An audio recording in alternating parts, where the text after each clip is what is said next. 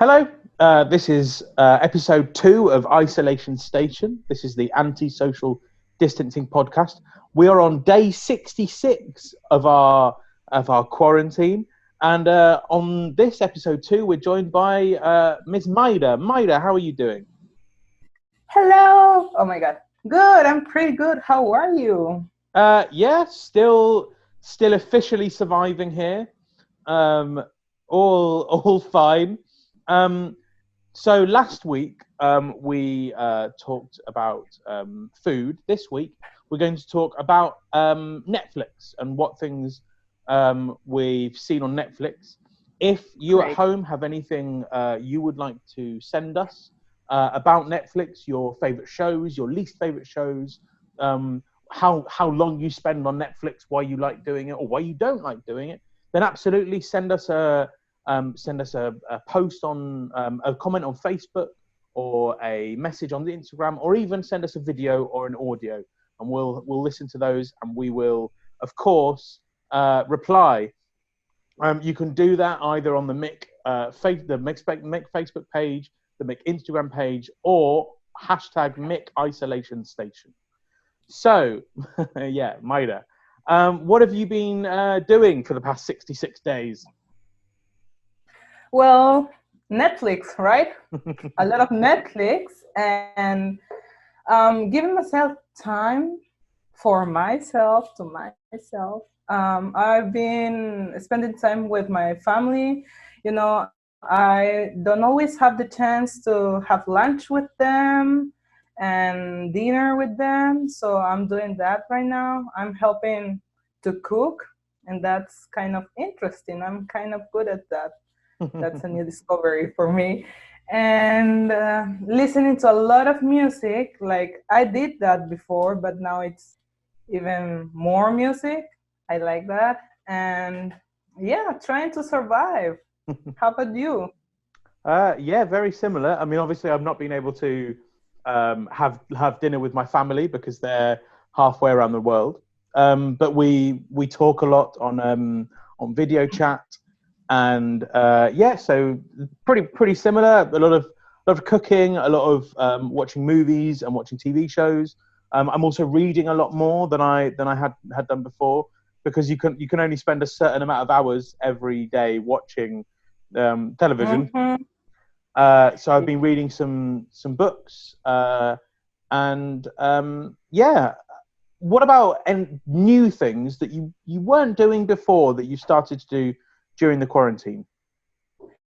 Yeah, well, before I think I didn't have a routine Mm-hmm. established. Of course, I would go to school and then it was like whatever happened, I would go with the flow. But now I have like a whole schedule for every day except like Saturdays afternoon and Sundays. But Right. then it's like I'm gonna work this time, I'm gonna have lunch, wash the dishes, then sleep, and like this Mm-hmm. all the week. And yeah, and I'm also trying to be vegetarian now. Wow. So yeah, it's been like it hasn't been that difficult for me, but when you live in a family that eats a lot of meat, then it's kind of, you still watch that, and you still like I'm even helping to prepare dishes with meat while I eat other things. So yeah. And are you preparing your own vegetarian food? Yeah, yeah, So you're like so you're learning how to make new food as you go. yeah. So before I didn't even cook that much, and now I have to learn to cook and learn to cook vegetarian. So it's really new, but it's really exciting also. Some days, like to be uh, real, some days I don't have that much time, so I just go and get a tuna and lettuce, and that's it. That's my lunch. But So then you're I've so you're a made pescatarian. So you're eating fish. yeah, yeah, You're yeah. not. I yeah, yeah. Yeah, I eat fish. I eat fish because I think that if I did that change, like from one moment to another, I wouldn't have lasted that much. I wouldn't last that much. So I'm trying now. Just I'm not eating meat. I'm not eating chicken and that stuff. I'm also trying not to eat dairy products. But fish, yeah, I'm eating right now. So is it a gradual change? Yeah, yeah. I hope that when things get back to normal, I can still keep up with this thing because it's a lot of work, and even like it helps me now that I'm in my house all the time. But then I don't know. But I will do my best try, my best. Yeah. Yeah, when I first came to Peru, I had some friends that were trying to be vegetarian, and this was quite a while ago, and they found it very difficult because people didn't really understand what it meant to be a vegetarian. And Mm-hmm. so I think now is a really good time because people do understand and really are more accepting of it. So I remember before a friend would go into a restaurant, would ask for beans, and they would give him the beans that had been cooked with chicken bones. And once he Mm-hmm. even found a chicken bone in his beans, and obviously that's not vegetarian, you're still eating meat. Yeah. And so people didn't really understand why that was bad because you weren't physically eating a steak or a piece of chicken. But I think now people are really understanding why people make those steps and why it's good to be a vegetarian. And it's funny because when I'm trying to do like something vegetarian, right? My mom is always like, "Why don't you use this little bit of soup, of chicken soup, or things?" Like, no, ma, like it's the same. What? Yeah, but I'm trying. Mhm. I And I hope it think gets also better. personally, in our house, we haven't taken the step to go vegetarian. But I think not eating meat all the time is a good thing. Mhm. So It helps. exactly, it's good for your health. It's good for the environment as well. Obviously, cutting out meat completely would be a lot Mhm. better. Um, Mhm. but yeah, we don't eat meat for every single meal, and you don't Mhm. need to eat meat for every single meal. It's a choice that you can make. And as you're gradually going vegetarian, I mean, maybe a step towards it, to change your lifestyle slightly would be good. Yeah. Yeah, and I really started this because of Lilian, Hmm. because I mean she's not very vegetarian, but she brings meat like once every 2 weeks. So it helped me notice that you can eat delicious food with no meat. Hmm. So yeah, shout out to her. Excellent. Hello, Lillian. So Hello. going back to our theme this week, we're going to be talking a bit more about Netflix. Yay. Uh, so, Maida, what have you been watching recently on Netflix that you can recommend people to watch? Like shows or movies? Just anything. I mean, personally, what I do most of all on Netflix is scroll through what's available for about 30 minutes, and that's probably my favorite show on Netflix right now. Um, but generally, shows and TV shows and films. Yeah, what have you been up to on Netflix? Yeah.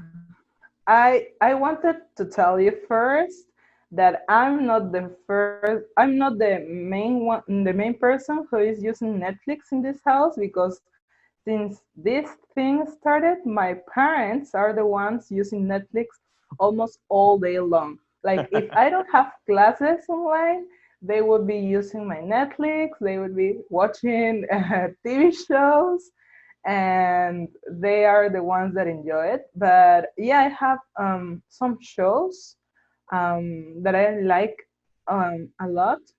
So the first one that I like is She's Got a Habit, and this it's about a girl who lives in New York, Brooklyn, New York, and you know that I like New York a lot. Mm-hmm. So that's why it caught my attention. And she's an artist and she's trying to figure her life out, her love life out. So it's pretty interesting. Also, there are some good, views of the city. I enjoyed that a lot. I was So not like, only is it a very interesting TV show, but it's good for you to sort of feel like you're in New York. yeah, yeah, and yeah, I fall in love with that show, and it has two. How do you say that? Two what? Par- Two parts. Two Forgot the series, word. 2 seasons. 2 seasons. There you Yeah. go. It, thank you. It has 2 seasons, and the first one is like very interesting. And but you know what happens with some shows that they do the second part or another season more, and it lose the interesting Hmm. thing. So I think that happened with that Right, show. But yeah, yeah, I still like it. right. And It's what would you say that your favorite part of that show is? So um is the acting great? Is your favorite part the views of the city? Like, what's your favorite no, part of that show? definitely the views of the city. The views of the city, they do a really, really nice job with the pictures they have of the city. All the scenarios are there. Like it has been recorded there, so it's very nice. And also the music, I think. I like the music a lot. I pay attention when I watch something. If it's a movie or a TV show, I always pay attention to the music, Hmm. and I like that a lot too. Excellent. Okay, so that's the first show that you've been watching. Yeah. What are the other things that you've been watching on Netflix? Yeah, I watched Death Note. And Okay. this I watched because all my friends were telling me like you have to watch it. Like we have WhatsApp groups and we were talking about this. They were talking about this. And I was like on the moon. I didn't know anything about it. So you have In to English, watch it. in English, we have a phrase called FOMO, which is fear of missing out. Maybe you had FOMO. Yeah, I had FOMO. So and yeah, they were talking about this. And I've been running like I didn't want to watch animes for a while, so I was like resilient of watching that. But yeah, like I liked it a lot. So have you watched that? I haven't No. seen Death Note, no, but I've seen a few animes and I like the style. I think that they're all they're very interesting, and a lot of them stop at a good time. Yeah, I think what I liked about Death Note is that it's really different to everything I've watched before. Like I've always watched, TV shows and series that are typically, from United States or Europe, but this was very different, and I liked it. But I don't think they finished the show like in the moment they should have. Okay. Like they extended it more Hmm. than they should. I don't know. I think there is a book or a comic book about this. I don't know. I haven't read it, but yeah, I overall I liked it. For Yeah. Excellent. And so what is it about? Oh yeah, forgot to tell you. Hmm. So this boy finds a note, a notebook, Hmm. and every time that you write a name on the book, the person whose name is written on the book dies. Oh dear. So yeah, yeah, and so this boy starts to write a lot of names, and then somebody noticed that he has the book, and they try to find him, and like, yeah, something like that. Okay. I watched it like 3 months ago, so I don't remember the details right now. Right. Okay. But is that something that you would binge watch, or would you rather keep it to just watching one or two episodes every night? Ooh, I think that I watch one episode every night. Hmm. I think that it's something that wouldn't happen with She's Gotta Have It. I Right. would watch that in one sitting for sure.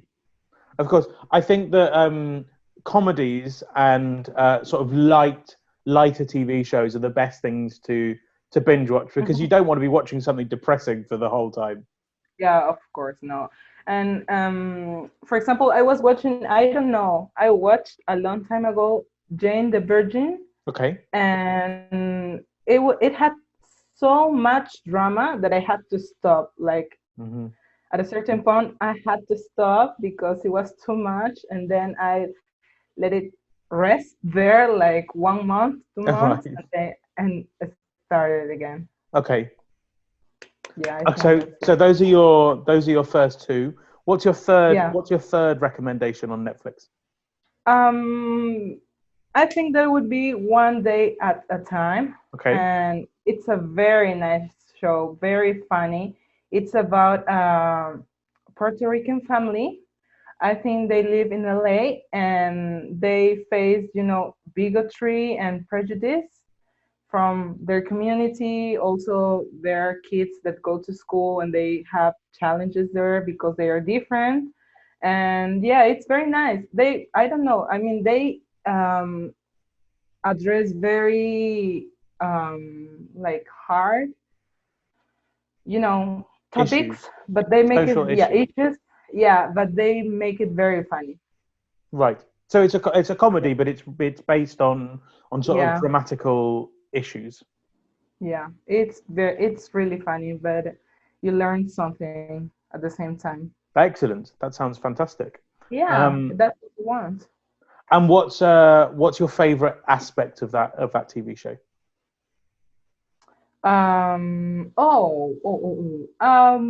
I don't know. I think that the fact that all the actors are from Puerto Rico, Hmm. like most of them. Like in the first season, all of them are from Puerto Rico, and that they represent their own culture. I think that's very nice.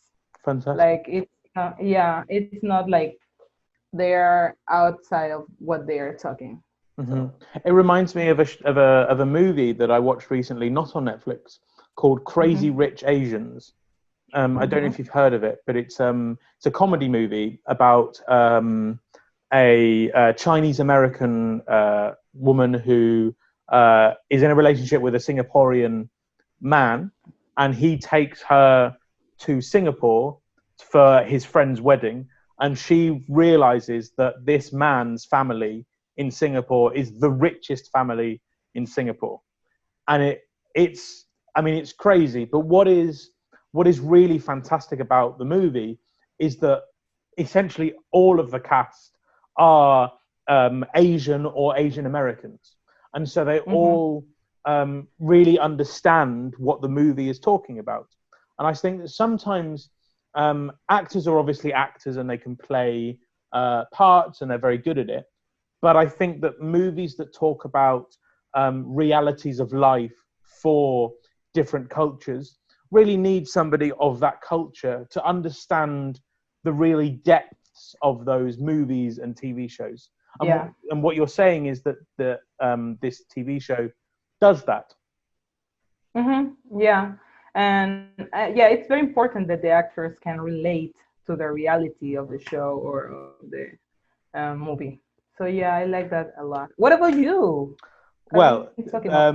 so a peek behind the curtain, both of us chose three. Um, Yeah.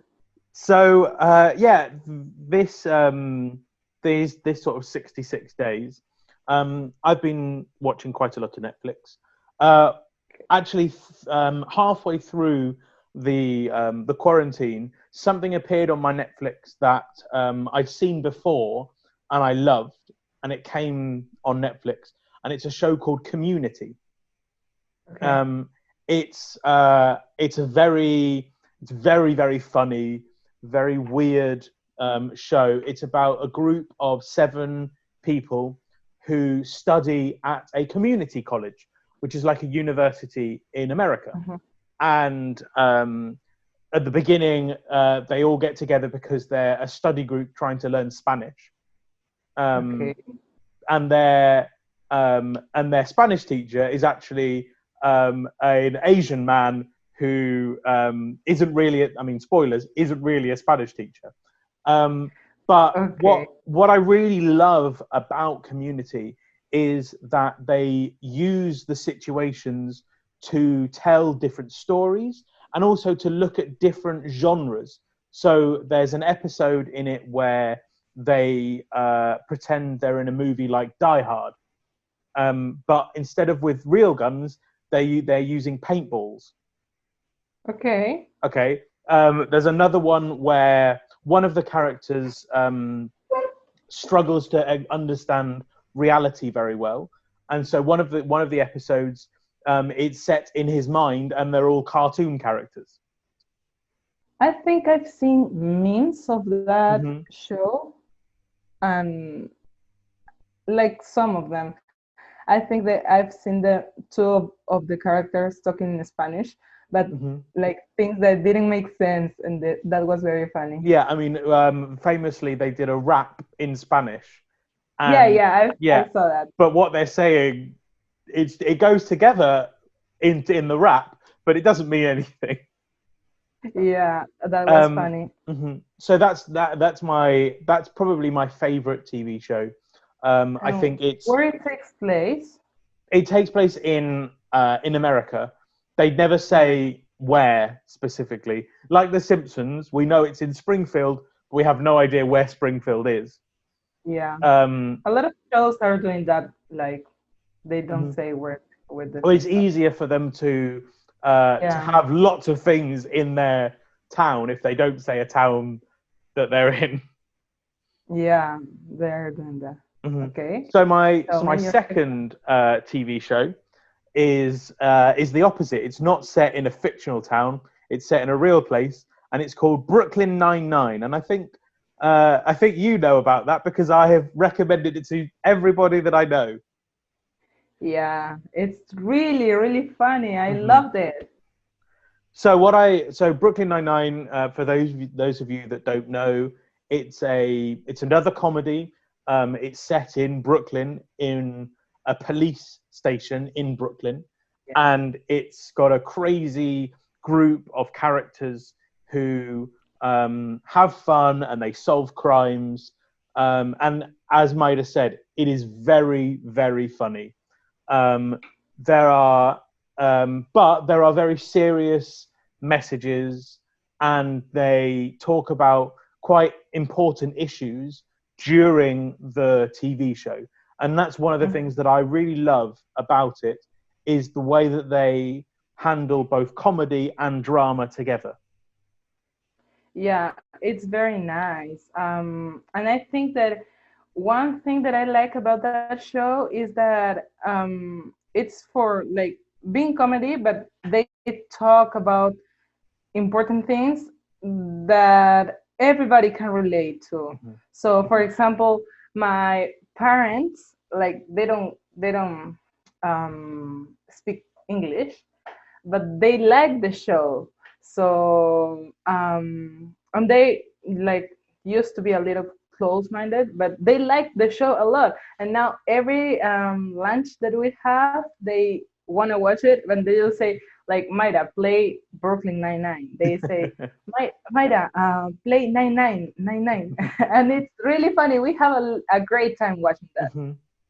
Who's your favorite character in that show? Tell me. It's a very good question. I would say that my favorite character is Terry, who is this huge monster of a man, but he's so sweet and So loving. sensitive. Yeah, and I just think the combination of the appearances and how he is just really, really great. What about you, Maida? Who's your favorite character from Brooklyn Nine-Nine? I think it would be Santiago Okay. because I share with her the love for the binders and things well organized. I like that a lot. But I love how Terry speaks in third person sometimes. I love when he does that. Terry loves yogurt. Yeah, Terry loves love. Yeah. It's very nice. Hmm.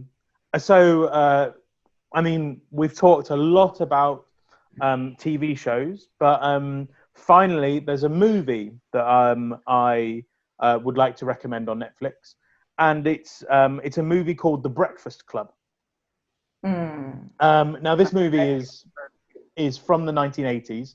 It's quite old, but I think even now it's extremely relatable. So it's a group of high schoolers in America, and because they've all done something that they shouldn't, they are forced to come back to school on Saturday. Okay. And it's so they're having a detention on a Saturday, and at the beginning of the movie, they don't think that they have anything in common. And over the course of the movie, they realize that even though when they first look at somebody else in that group, they look very different. Really, they all have the same problems. And so it's what I personally love the movie because it really shows us that really everybody that we see, even if we think that they look different, really everyone has the same fundamental issues as everybody else. And Yeah. you shouldn't look at somebody and just judge them by what they look like or what you think that they are like. You should really get to know them and understand that person. Yeah, and that's very important. I think in every situation, you need to know the person first and before judge them, right? Hmm. And Absolutely. I've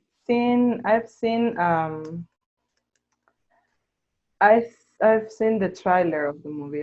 I haven't seen the movie, but you've convinced me to watch it. I'm gonna watch it one of Excellent. these days.